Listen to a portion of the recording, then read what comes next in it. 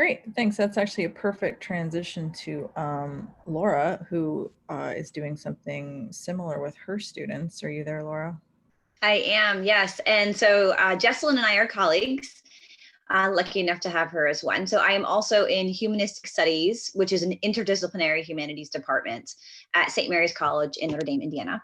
And I am producing with essentially student authored critical editions, or what we call digital critical editions. And so, as I had mentioned to Jennifer in a previous conversation, when Catherine Haas, who is responsible, and I know many of you know her in chemistry at St. Mary's, she's the one responsible for our interdisciplinary team that we have at St. Mary's. We have faculty from Spanish and political science, psychology, gender and women's studies, religious studies, and humanistic studies, among other departments, including math. And when Kat had initially approached me about LibreText, I was in some ways stumped by essentially a problem. We don't really use textbooks in the humanities, but we do face the problem of expense for students. And we do also face the problem of open source material being out of date, actually. And in the humanities, when things are out of date, it's really problematic and frankly offensive. So one of the things that we thought we would do is essentially tackle an assignment that I had been doing for some time in having students produce annotated editions of primary sources from the early modern period. So this is basically everything before about 1700. And it was at that point on Google Sites. And so what I did is the initial round was to get the material from Google Sites up to LibreText, and then to have students, both student researchers and entire classes of students, authoring and producing the content to put onto LibreText. And so we are sort of, I would say, 2/3 of the way through our plan. We started with Shakespeare's Macbeth. We are working on Utopia, Thomas More's Utopia from the early 16th century. And we are also finishing up Acts and Monuments, which is not a very popular text, but as Jessalyn knows, was very important in the 16th century. Sure. Laura, you're up. So a great deal of my experience parallels Jessalyn's. I'm an early modernist by training, so everything is pre-copyright. So frankly, OER came into my lap in the ways that I just was a way for me, even in graduate school, to access content. I think though, with things like Project Gutenberg and Google Books, and I went to University of Michigan, and they were at the forefront of scanning things to with the text initiative. But I think though, with LibreText, I've already mentioned Kat, and that I had interacted with her on campus and realized that she was doing something pretty profound with her chemistry courses, in that her students were producing the textbooks. So it wasn't as much of a need for me, honestly, to produce a textbook that wasn't out there, but it was this amazing pedagogical opportunity for students to become the authors.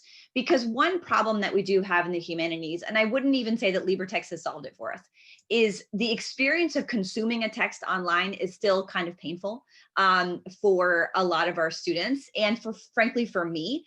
And so I've been trying to think about, well, if I can't bet on the fact that I am going to increase their experience in terms of how we consume it, though all of the things Jessalyn said, I would say yes, then I can at least produce something that we have a tremendous amount of control over as time goes on. So I teach this course every year. And because of that, I now know, okay, I need to get this theme across. So I'm going to annotate my own version, and I'm going to have the students do that, so that they realize that this is something that they have ownership over, and that might in fact make them more likely to want to read it. Because we also have a problem of competing editions. So like Jessalyn said, I find that if students, so no matter what you tell our bookstore, they still order the wrong version. And this is a huge problem for us, because line numbers, page numbers, I mean, we can't keep track. And then you layer in all of the digital versions that students are reading. And I thought, okay, I'll just give in for a few of these. We'll do it this way, and we'll talk about the experience. So I'll leave it there. Great, thanks. So you, as I recall, just started using yours recently too. Is that correct? In class, you mean? Yes. Yeah, so the first round, what I tried to do is take my Google Sites Digital Critical Edition model and have some student researchers create one from the ground up exclusively for LibreText. And we went to Macbeth because one of the things that I think intrigues me about LibreText is that while we may be thinking in terms of college level, as Jesselyn pointed out, high school is a huge opportunity, and also, frankly, just adult learners or anyone. And so we wanted to go for something big like Shakespeare, because no matter where you are in the world or in your educational experience, there's something, yes, thank you for David for pointing that out. There's something quite impenetrable about Shakespeare. Yeah. And so we took that on. Then the next semester, I assigned the Digital Critical Edition project with LibreText in mind, and then had students, researchers put that content into Google Docs, and I've been putting it up online.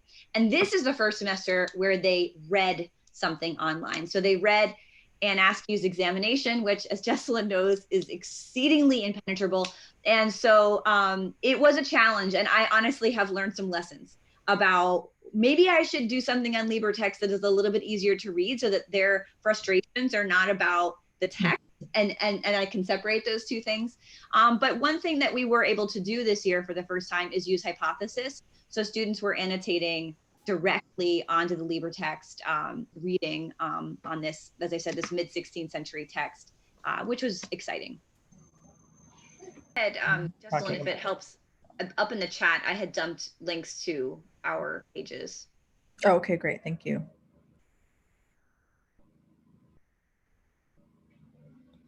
Jesselyn, you're still muted if you're.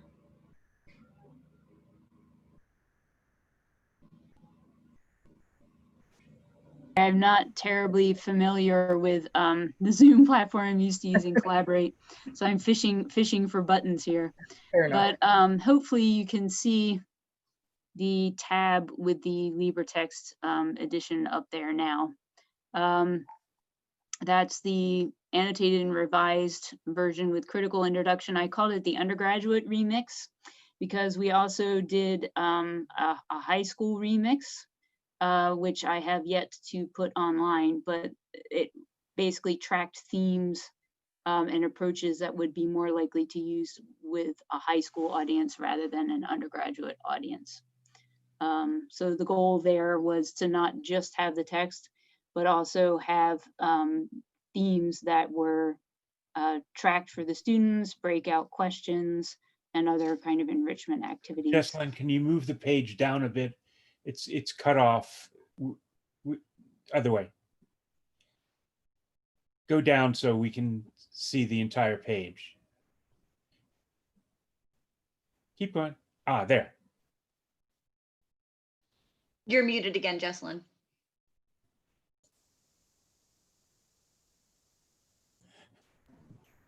Too much.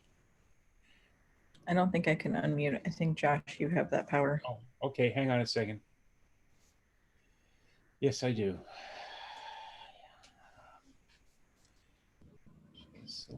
Bird. Where's? Sorry, is that working now? Yes. Okay, the good old space bar. What I was trying to say is I've just come out of teaching for 6 to 7 hours, so the brain is a little shot, but hopefully you can see now what one of the editions looks like.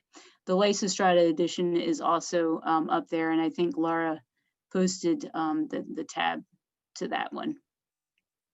So I should probably let her go ahead because her editions look a lot more polished than mine do. Mine are definitely beta version, but I wanted to run them by at least one class, one semester first before, you know, smoothing and polishing them and making them look a little more user-friendly. Thanks, Jesselyn. All right.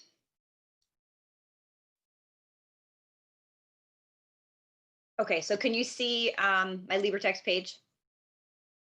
Yes, we can. Okay, great. Okay, so this, I actually brought you to the main humanities St. Mary's College page so that you could kind of see it more broadly. So you can see here, we have two of Jesselyn's annotated editions. We have one of our faculty members in Spanish who is essentially running her course online using LibreText. And then two course-based ones, Jesselyn's Reclaiming the Classical Past, and then my Humanistic Studies Early Modern Literature. Give this a second to load. So you can see here, I have basically three primary sources. And, you know, when I had originally sort of pitched this to Kat and also in a conversation I had previously with Jennifer, one of the ways that I was trying to explain this to my colleagues in STEM in terms of how the humanities use textbooks or not is essentially we have like the inside out version of a textbook. So, you know, rather than a kind of survey of a good amount of content broken up in an organized way, what I was putting up was the tiniest pinpoint and then exploding it out from there. So, for example, we had started with Macbeth. So if you click on Macbeth, you will get, I had the students, the first round, really try to capture why we are even doing this. So we have a little why are we using this digital critical edition. And then as these load slowly with my rural internet here, you can see every critical edition is broken up into 4 components. So we have an introduction or a critical introduction. And this is the part that Jesselyn had mentioned earlier. It's really important. So you can, you know, copyright has not been an issue for hundreds of years.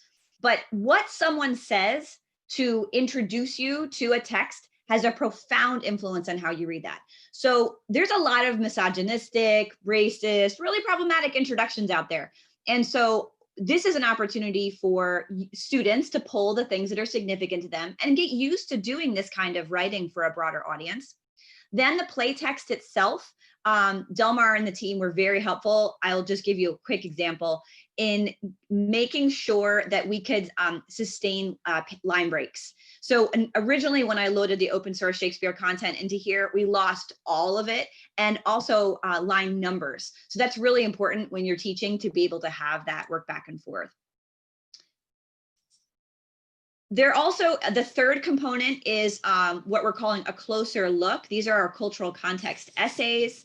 And then a fourth area is just resources. So timelines, maps, links to videos and performances, other sorts of things. That's the Macbeth one. I will briefly show you a little bit from Acts and Monuments, which is the official word for Fox's Book of Martyrs. What's really exciting about this, and I can't help but kind of tell you all why this is so exciting, even though you've probably never heard of it, it is the most important text in England besides the Bible for hundreds of years. So it was produced imminent millions of times. It was required to be in every church in England. It's a hugely significant text. And basically what it does is I mean, this is of course after the Protestant Reformation. So it basically retells the story of what Christian martyrdom means from the perspective of Protestantism. So we're no longer dealing in the world of Catholic saints, right? They're not the only ones to get to claim significance in terms of what they do in the face of persecution, but it rewrites it from a national perspective. So what we do, what this is this was my attempt with some student researchers to take material that was on Google Sites and then to put it here into LibreText. So I tried to give some attribution to the students who produced this, explain our department, which is hard for people to understand. It doesn't really exist anywhere else. And then again, replicate the introduction, the primary text with annotation, the closer look, the cultural context, and the resources. This time around, though, we were able to divide the introduction into the key areas. So for example, if you click on author, which is actually very complicated for this text, it's not an easy thing. There's multiple sources of authorship. You will get essentially, oh, I'm on the wrong version, but nonetheless, you can see that we're able to include images and use headings, much like many of us are doing. So I think I'll pause there. I think I've given you enough of a sense of how we are using it. Great, thanks, Laura.